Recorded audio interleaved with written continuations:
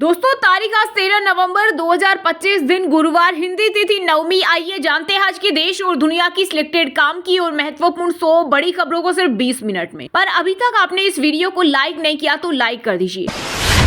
Delhi blast के बाद हो रहे नए खुलासे। आतंकियों की 200 बम से 26/11 जैसे हमले की साजिश से दिल्ली, गुरुग्राम और फरीदाबाद को निशाना बनाया जाना था। इनके अलावा देश भर के रेलवे स्टेशनों और बड़े मॉल्स भी टारगेट पर थे। सूत्रों के मुताबिक ये साजिश जनवरी से चल रही थी। वहीं पीएम मोदी भूटान से लौटते ही घायलों को देखने अस्पताल पहुंचे।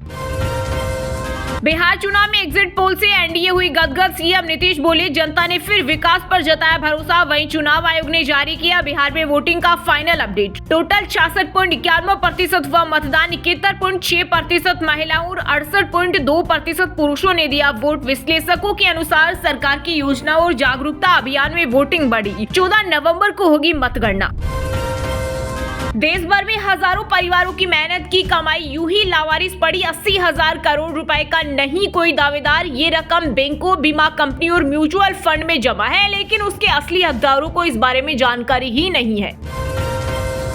दिल्ली ब्लास्ट का नया सीसीटीवी फुटेज सामने आया। शाम 6:51 पर सिग्नल पर गाड़ियों की भीड़ थी। I-20 कार पहुंची और आग के गोले में बदल गई। दिल्ली में धमाका करने के लिए 37 दिन पहले शादी में बना था टेरर मॉड्यूल। पाकिस्तानी हैंडलर्स के संपर्क में था। सुरक्षा एजेंसियों को कश्मीर में पोस्टर से मिला सुराग। हरियाणा में धीरेन्द्र शास्त्री ने सनातन एकता पद यात्रा में बजाए ढोल। नीली पोशाक में निकले बागेश्वर धाम पीठाधीश्वर। बोले, हिंदू एकजुट नहीं हुए तो 80,000 लोग मरेंगे। मुस्लिम सरपंच से कहा, हर घटना में तुम्हारी कौम का नाम। 2 साल से चल रही साजिश का पर्दाफाश। दिल्ली ब्लास्ट में गिरफ्तार डॉक्टर शाही ने कबूला कि वह अपने साथी आतंकी डॉक्टरों के साथ मिलकर देश भर में हमलों की साजिश रच रही थी। 2 साल से विस्फोटक जुटा रही थी। कश्मीर से 5वां डॉक्टर और फरीदाबाद से मौलवी गिरफ्तार। वहीं एनआईए ने धमाके की जांच के लिए गठित किया विशेष दल। एसपी और इसके ऊपर के रैंक के अधिकारी करेंगे नेतृत्व। भारतीय कंपनियों ने रशियन ऑयल के ऑर्डर देना बंद किए। दिसंबर से रिलायंस समेत 5 बड़ी कंपनियां रूसी तेल नहीं खरीदेगी। ट्रंप भारत पर टैरिफ घटाएंगे। बांग्लादेश नेपाल के कारण अलवर के किसानों को 500 करोड़ का नुकसान। लाल प्याज को बचाने के लिए एक भी गोदाम नहीं, बोले आत्महत्या को मजबूर। भारत को 3 मिसाइलें देगा इजराइल। नई ऊंचाइयों पर पहुंचेगा दोनों देशों का रक्षा सहयोग। इस सौदे से भारत के एरो स्पेस और क्रूज मिसाइल क्षमताएं बढ़ेगी, जो जमीन और समुद्र दोनों लक्ष्यों पर प्रभावी है।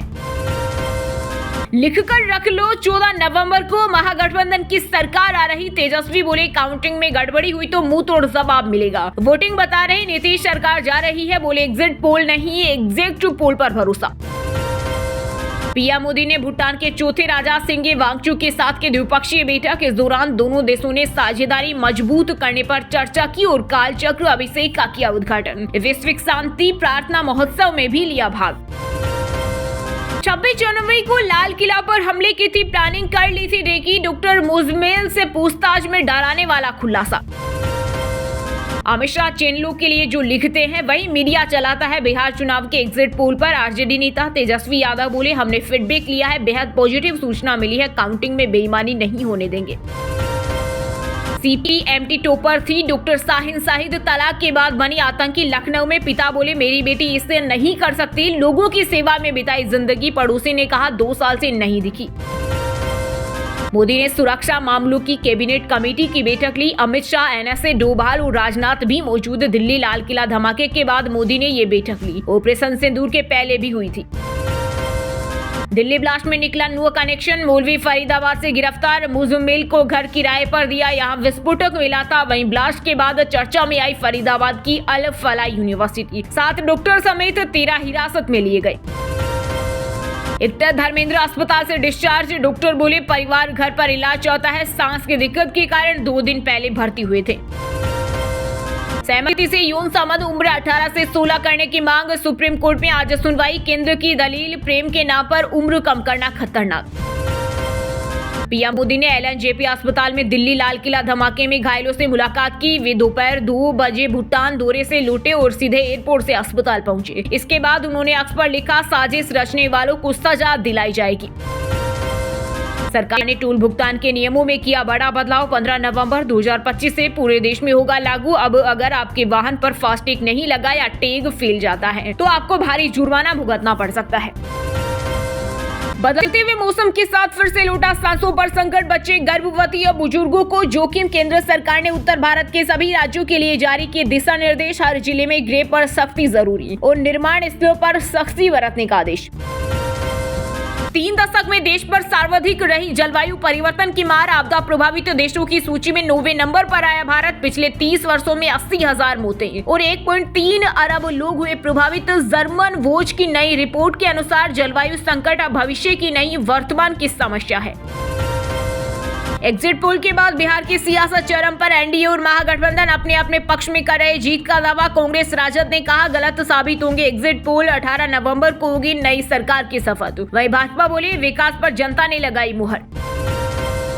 दिल्ली ब्लास्ट पर पीडीपी प्रमुख महबूबा मुफ्ती का बड़ा बयान। बोली अगर इसमें डॉक्टर्स शामिल हैं तो हमारी कौम के लिए ये बहुत बड़ी परेशानी की बात है। मामले की निष्पक्ष जांच होनी चाहिए। बिहार में 5 लाख महिलाओं के ज्यादा वोट से नीतीश की हो सकती है वापसी। केंद्रीय मंत्री मांझी बोले अब नहीं लौटेगा जंगल राज। पूर्णिया सांसद पप्पू यादव का दावा महागठबंधन आ रहा। वहीं आरजेडी ने बूथों पर एजेंट्स को अलर्ट रहने को कहा। यूपी में अब जमीन का मालिक नहीं सरकार तय करेगी भूमि की कीमत। घर बैठे पता लगा पाएंगे जमीन की कीमत। नए नियमों के अनुसार अब सड़क के पास वाली जमीन का सर्कल रेट और उससे दूर वाली जमीन के सर्कल रेट से अलग होगा। दिल्ली में ब्लास्ट में हुआ नया खुलासा। कई महीने से चल रही थी मुंबई हमले जैसी प्लानिंग। दिल्ली एनसीआर में मूवमेंट के लिए गुरुग्राम नंबर कार खरीदी और मोबाइल ले बनाई यूनिवर्सिटी साजिश का केंद्र। ऑपरेशन सिंदूर 1.0 में एआई ने दी जीत की बढ़त। दिल्ली डिफेंस डायलॉग में सेना प्रमुख जनरल उपेंद्र द्विवेदी बोले अब हर मिशन से होगी स्मार्ट वारफेयर। भविष्य का युद्ध तकनीक और जमीन दोनों के मेल से तय होगा। जूनियर डॉक्टरों का ब्रेन वॉश करती थी डॉक्टर शाहीन। 9 साल छोटे डॉक्टर मुजम्मिल की गर्लफ्रेंड अल-फलाह यूनिवर्सिटी ने गिरफ्तार डॉक्टरों से किया किनारा। देश भर में दिखने लगा ठंड का असर। मध्य प्रदेश के 11 शहरों में 10 डिग्री से नीचे आया तापमान। राजस्थान में कोल्ड वेव का अलर्ट। वहीं दिल्ली के वजीरपुर में 459 पहुंचा AQI। एसएमएस हॉस्पिटल में गलत खून चढ़ाने से एक और मौत। प्रेग्नेंट महिला को B+ की जगह A पॉजिटिव ब्लड चढ़ाया। 5 महीने बाद खुलासा। आतंकवाद को लेकर अमेरिका का एक बार फिर दोहरा चरित्र हुआ उजागर। भारत में हुए विस्फोट को जहां अमेरिका ने सिर्फ विस्फोट कहकर औपचारिकता निभा दी, वहीं पाक में हुए विस्फोट को सीधे आतंकवादी घटना बता दिया और कहा कि अमेरिका पाक के साथ खड़ा है। यूट्यूबर ज्योति मल्होत्रा ने जमानत के लिए पंजाब एंड हरियाणा हाईकोर्ट में लगाई याचिका। पाक की जासूसी का आरोप। हिसार सेशन कोर्ट ने कहा था जांच में बाधा आ सकती है। गणेश गोदियाल बने उत्तराखंड कांग्रेस के नए अध्यक्ष। दूसरी बार कमान संभालने वाले पहले नेता। 2022 में सोनिया गांधी ने लिया था इस्तीफा।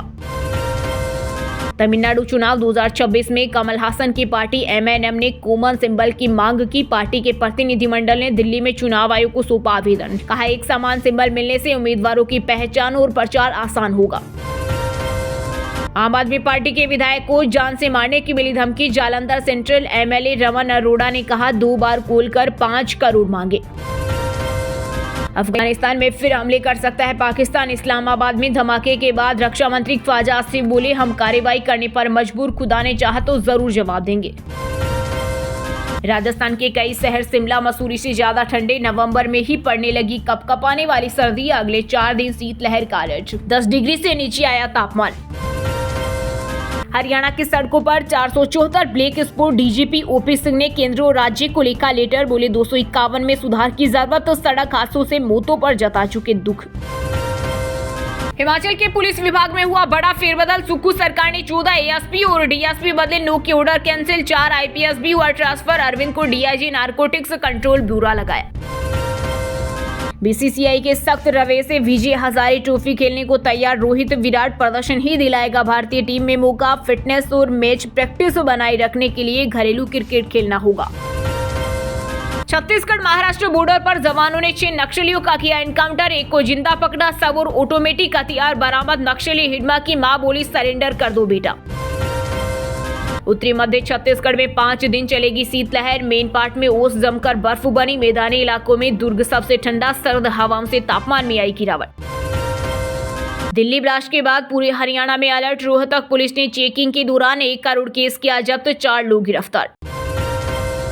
कासिम इटली के कपल एंटोलिया और ग्लोरियस ने हिंदी रीति रिवाज से की शादी। नवदुर्गा मंदिर में लावा परछाई से लेकर सिंदूर दान, जयमाला और 7 फेरे लिए। मंत्रों का अंग्रेजी में किया ट्रांसलेशन। दोस्तों, ये थी कुछ ट्रेंडिंग और आज की टॉप बड़ी हेडलाइंस। अब बात करते हैं तकनीकी और व्यापार से जुड़ी कुछ महत्वपूर्ण खबरों। सोने चांदी की कीमतों में आई गिरावट। IBJ के अनुसार 10 ग्राम सोना 767 रुपए गिरकर 1,23,362 रुपए पर आ गया। वहीं चांदी भी 286 रुपए बढ़कर 1,55,046 रुपए प्रति किलोग्राम पहुंच गई।